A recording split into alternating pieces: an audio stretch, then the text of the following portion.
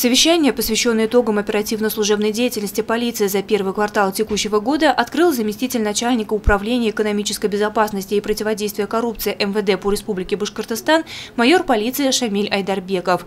Он отметил, что помимо Дня работника следственных органов, пару недель назад отмечался День работников отделов по борьбе с экономическими преступлениями.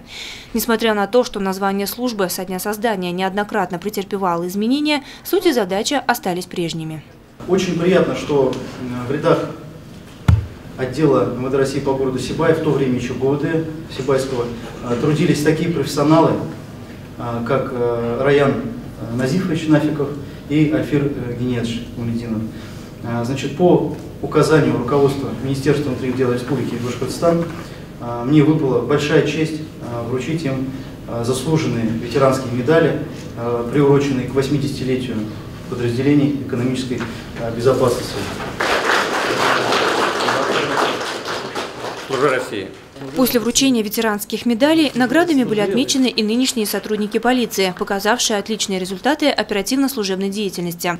Почетные грамоты и благодарственные письма МВД Республики были вручены следователям Ильмиру Альмухаметову, Евгении Блынской, Фанису Мусину, старшему инспектору по исполнению административного законодательства Азалии Азаматовой, заместителю командира мобильного взвода отдельной роты патрульно-постовой службы Руслану Султанову. После этого с докладом об итогах деятельности за первый квартал 2017 года выступил начальник отдела МВД России по городу Сибай Константин Котелевский. Согласно критериям оценки, утвержденным приказом МВД России 1040/13 года, отдел по итогам января 2017 года находится на 31 месте 63 отделов республики. Подводя итоги отдела за 3 месяца текущего года, следует отметить определенные положительные результаты по борьбе с преступностью на обслуживаемой территории. На уровне прошлого года осталось количество убийств – 3 уровня. Раскрываемость составила 100%.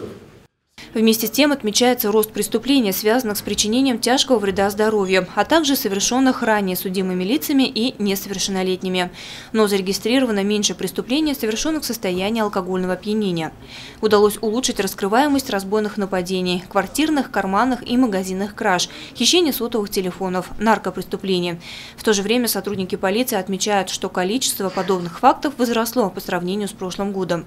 Несмотря на это, состояние криминогенной обстановки за прошедшие 3 месяца характеризуется уменьшением числа зарегистрированных преступных посягательств. Среди основных задач на ближайшее будущее – улучшение показателей деятельности, исключение формализма в работе, повышение профессиональной активности. Лиана Кириллова, Радмир Исенглов, Гульвина Раскильдина для службы новостей.